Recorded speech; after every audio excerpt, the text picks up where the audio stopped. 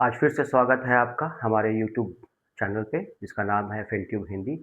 आज हम लोग डिस्कस करेंगे कि पाकिस्तान का अभी क्या हाल चल रहा है, आखिर वो किस लेवल पे है। अगर हम खैर इंडिया के अकॉर्डिंग तो कहीं भी सर्वाइव वो नहीं करता है, बट फिर भी हम एक बार एक नॉर्मल डिस्कशन में एक हमारे मित्र ने पूछा था तो उसी के रिक्वेस्ट पे हम 2-4 मिनट उस पर भी बात करेंगे। और दूसरा कि आगे मार्केट कैसा रहेगा, चूँकि आज मार्केट बंद था और आज सुबह से ही ये हो रहा था कि हार्मोज़ खुल गया और हार्मोज़ बंद हो गया, जो स्टेट ऑफ हार्मोज़ है। तो हम लास्ट अपने 2-3 दिन पहले की ही वीडियो में ये डिस्कस आप लोगों से भी किए थे कि देखिए ट्रम्प एकदम भरोसे लायक आदमी नहीं है और मार्केट उसको अब सीरियसली लेता भी नहीं है। और धीरे-धीरे अब ये हर आदमी ये बात कर रहा है। तो कैसे वो प्रॉब्लम सॉल्व होगा ईरान का और आपका अमेरिका का हार्मोज़ का? जो वहाँ पे प्रॉब्लम चल रहा है, मैं एक अपना ओपिनियन दूँगा। और दूसरी बात आज हम ये करेंगे कि कैसे काफ़ी लोग ये पूछ रहे थे कि हम स्टॉक सिलेक्शन कैसे करेंगे? कैसे मुझे बढ़िया स्टॉक मिलेगा? तो हम उसका भी आंसर इस वीडियो पे देंगे।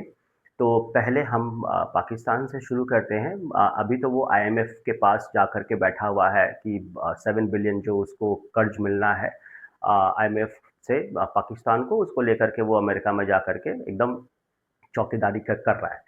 तो और उसका जो वो फॉरेन रिज़र्व जो उसने चाइना से लोन लिया था 3.7 बिलियन के आसपास में, वो चाइना उससे माँग रहा है कि नहीं भाई मेरा पैसा दो, हम कुछ नहीं जानते हैं।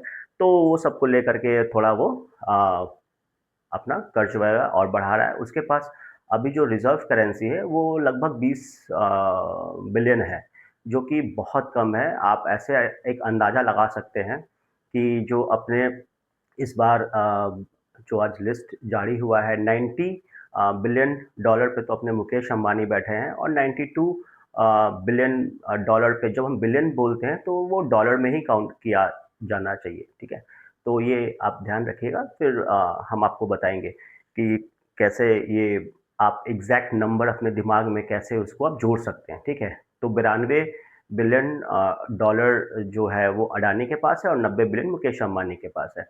अभी अगर इसको हम इंडियन करेंसी में देखेंगे, तो आप अभी 92-95 के आसपास में डॉलर ट्रेड कर रहा है इंडियन रुपीस। मतलब कि अगर $1 अमेरिका से लाएँगे इंडिया में, तो आपको उसके बदले ₹92, ₹93 या ₹95 जो उस समय चल रहा होगा, वो आपको मिलेगा। अभी जो करंट सिचुएशन में वो ₹92, ₹93 के आसपास में ट्रेड कर रहा है, ठीक है? तो इसका मतलब 1 बिलियन का मतलब हुआ 9,200 करोड़। अब 90 बिलियन डॉलर आपका जो मुकेश अंबानी के पास है और 92 बिलियन जो डॉलर है, वो अडानी के पास है। और पाकिस्तान का 20 बिलियन डॉलर फॉरेक्स जो उसका रिज़र्व करेंसी है, तो उसमें से वो नहीं दे सकता है, नहीं तो उसकी हालत बहुत खस्ता हो जाएगी। और अगर आप यही बात पूछेंगे कि भाई हमारे पास कितना रिज़र्व है, तो 2024 का डेटा है लगभग मोर देन 700 बिलियन डॉलर जो इंडिया के पास ऑलरेडी है। तो अब आप कोई कंपेयर ही नहीं है, कोई कंपेयर नहीं है, चूँकि हमारे मित्र का एक स्पेशल रिक्वेस्ट था, तो जिसकी वजह से हम ये अ, उसका भी हम 2 मिनट बता दिए।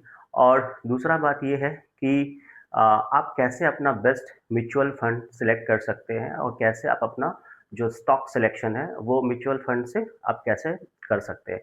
हर आदमी के दिमाग में कन्फ्यूज़न होता है कि ठीक है, स्टॉक तो हम ले लेंगे, इन्वेस्टिंग भी करेंगे, धीरे-धीरे करेंगे, लेकिन उनको पता ही नहीं है कि स्टॉक सिलेक्शन कैसे करना है। तो मोटे-मोटे तौर पे हम आपका काम थोड़ा-सा आसान ज़रूर कर देंगे, बाकी फाइनल जो सिलेक्शन है, वो आपको ही करना पड़ेगा।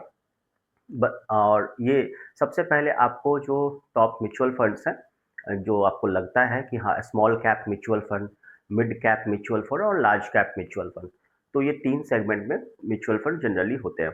तो आप उस मिड में से या स्मॉल में से आप उसमें से निकालिए कि होल्डिंग जो उस म्यूचुअल फंड की है, वो कौन-कौन से स्टॉक में है। बहुत सारे ऐसे म्यूचुअल फंड हैं जो 40-50 स्टॉक ही रखते हैं। तो उस हिसाब से आपको उसमें से कोई एक स्टॉक पिक करना है, उस स्टॉक की एनालिसिस करनी है कि उसका बुक वैल्यू कितना है, प्लस उसका पीई रेशियो क्या है और पिछले थर्ड क्वार्टर में सेकंड क्वार्टर में पूरा फाइनेंशियल ईयर के हर एक क्वार्टर में उसका क्वार्टर ऑन क्वार्टर ग्रोथ कितना है। तो आप 10, 15, 20 स्टॉक अगर आप सिलेक्ट करेंगे, फिर उसके बारे में और स्टडी करेंगे, तो आपको पता चल जाएगा कि मुझे ये स्टॉक यहाँ से लेना चाहिए कि नहीं लेना चाहिए। जनरली स्मॉल केस में लोग कन्फ्यूज़ करते हैं, बट मिड कैप में कोई प्रॉब्लम नहीं होता है। मिड कैप में आप आराम से, क्योंकि वो लोग 30,000, 40,000 करोड़, 25,000 करोड़ के ऊपर ही रहते हैं, तो वो आपको ज़्यादा सहूलियत होगा लेने में, क्योंकि अगर आप फर्स्ट टाइम इन्वेस्ट कर रहे हैं, तो आपको मॉडरेट करके चलना होगा कि पहले लार्ज कैप, मिड कैप, फिर स्मॉल कैप में आप फॉल करें, तो मेरे हिसाब से ज़्यादा बेहतर रहेगा, आपका पोर्टफोलियो सुरक्षित रहेगा। तो उस हिसाब से आपको देखना पड़ेगा। तो ये हो गया। और जैसे कि मान लीजिए कोई म्यूचुअल फंड है, उसकी होल्डिंग पैटर्न वहाँ पे ऑलरेडी रहता है कि उस म्यूचुअल फंड ने कौन-कौन सा स्टॉक ले रखा है और उसका वेटेज कितना है। जैसे किसी का 2% होगा, किसी का 1% होगा, किसी का 5% होगा और किसी का पॉइंट में परसेंट रहता है, 0.07 होगा, 0.02 होगा। जैसे-जैसे आप नीचे आएँगे वैसे-वैसे वो कम होता चला जाएगा। तो आप उसमें से ये एक सर्च कर सकते हैं कि म्यूचुअल फंड में जो स्टॉक एंटर्ड है और जो परफॉर्म की है लास्ट 5 इयर्स में, 3 इयर्स में, उसमें से आप स्टॉक निकाल सकते हैं। वो इसलिए कि आपको जो भी उसका म्यूचुअल फंड मैनेजर होगा, वो उस पे ऑलरेडी एनालिसिस कर चुका होगा, उसके प्रॉस एंड कॉन्स निकाल चुका होगा, तभी वो अपने पोर्टफोलियो में ऐड किया है। इसलिए मैं बोल रहा हूँ कि आपको एक स्टॉक पे नहीं, कम से कम 10-15 स्टॉक पे आप अपना खुद एनालिसिस कर कीजिए स्क्रीनर पे, और उसका आरओसीई देखिए और बुक वैल्यू देखिए और उसका आरओआई देखिए कि आप उस पे कंफर्टेबल है कि नहीं। ऐसा तो नहीं है कि पी बहुत ज़्यादा है, बहुत महँगा स्टॉक है, तो भाई बिज़नेस क्या करती है? तो ये अगर पी उसी का ज़्यादा होगा जो quarter on quarter constant growth दे रहा होगा कंपनी। तो आप ये सब चेक करके अपने हिसाब से, बस मैं एक आइडिया बता रहा हूँ कि आप कैसे स्मॉल कैप का बढ़िया स्टॉक निकाल सकते हैं, मिड कैप का बढ़िया स्टॉक निकाल सकते हैं और लार्ज कैप का बढ़िया स्टॉक निकाल सकते हैं। तो ये हो गई। दूसरी बात ये कि अभी जो स्टेट ऑफ हार्मोस में जो प्रॉब्लम चल रहा है, दोपहर में आया था कि वो अमेरिका ने बंद कर दिया है, फिर अभी ईरान ने थोड़ी देर पहले बताया कि नहीं अभी खुला हुआ है। तो मैं आपको एक चीज़ बताता हूँ। अभी कुछ दिन पहले मैंने ऑलरेडी वीडियो पे डाला था कि ट्रम्प की बात को कोई सीरियस नहीं लेता है और सारा कुछ, क्योंकि वो बोलते कुछ है, करते कुछ हैं। तो देखिए प्रॉब्लम यहाँ है कि जितने भी जो ट्रम्प को वोट देते हैं अमेरिका में, वो सब कैपिटलिस्ट माइंडसेट के लोग होते हैं, ठीक है? और कैपिटलिस्ट माइंडसेट के लोग को केवल पैसा दिखता है, उसके अलावा कुछ नहीं दिखता है। तो इस वजह से वो लोग ज़्यादा से ज़्यादा पैसा मार्केट से बनाना चाहते हैं। जैसे ही ट्वीट आता है, उसके ठीक पहले शॉर्ट सेलिंग होती है मार्केट में।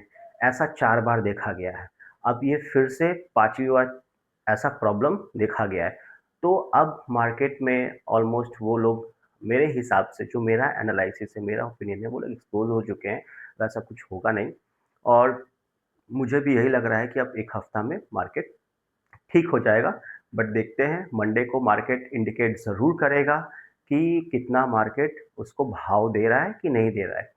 जो पैनिक सिचुएशन क्रिएट कराने का जो प्रयास कर रहे हैं ट्रम्प और वो सब, तो अब मुझे नहीं लगता है कि ये किसी पे अब काम करेगा। मैं तो कॉन्फिडेंट हूँ कि अब वो सब लोगों को पता चल चुका है कि वो शॉर्ट सेलिंग करते हैं, फिर ट्वीट करते हैं, फिर गतिविधि अपना बढ़ाते हैं स्टेट ऑफ हॉर्मोज़ में। मैंने परसों भी बोला था कि ये केवल 2 दिमाग की लड़ाई है, एक ईरान खamenei की और एक ट्रम्प की, ठीक है? तो ये 2 दिमाग की लड़ाई है और इसमें बीच में रसिया आया, बोला कि जो एनरिच यूरेनियम है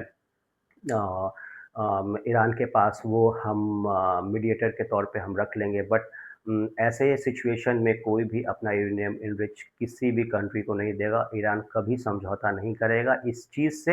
हाँ, वो और भी सारी चीज़ से समझौता हो सकता है कर ले, बट एनरिच यूरेनियम से कभी ईरान समझौता नहीं करेगा, जैसा मेरा जो ओपिनियन है ये है, ठीक है? तो वो जितने भी, आप सीधे-सीधे ये समझिए कि जितने भी ट्रम्प को जो लोग वोट दिए हैं, ट्रम्प जब पावर में आए हैं, तो उन सबों का चिंता ट्रम्प को हमेशा रहता है, मैंने शुरू से देखा है। और जब ट्रम्प आ रहे थे अमेरिका के प्रेसिडेंट बन के तब भी मैंने यही एनालिसिस किया था कि लड़ाई-झगड़ा अब बहुत होगा, मार्केट बहुत ऊपर-नीचे वॉलेटाइल होगा, ठीक है? और मंडे को इंडिया विक्स भी देखने का आवश्यकता होगा कि इंडिया विक्स आखिर कहाँ पहुँचता है। अगर फेयर इंडेक्स अगर 18, 20, 22 के अगर ऊपर चला गया, तब तो फ़ियर क्रिएट हो रहा है मार्केट में। लेकिन मुझे नहीं लगता है कि ब 22-25 से ऊपर जाएगा। वो 18, 17, 20 के नीचे ही वो ट्रेड करता रहेगा और मार्केट अ, देखिए मंडे को क्या होता है, मार्केट में कैसा आता है। लेकिन अगर मेरा ओपिनियन माना जाए, तो मार्केट में मेरे हिसाब से मंडे को एक ठीक-ठाक देखने को मिल सकता है हम लोगों को। और बाकी कल है संडे, तो कल हम लोग कुछ और डिस्कशन करेंगे। एक हमने 2023 में एक ट्रेड लिया था, तो उसके रिगार्डिंग हम लोग मैं आपसे बात करूँगा। और तब तक के लिए थैंक यू सो मच। जय हिंद, जय भारत।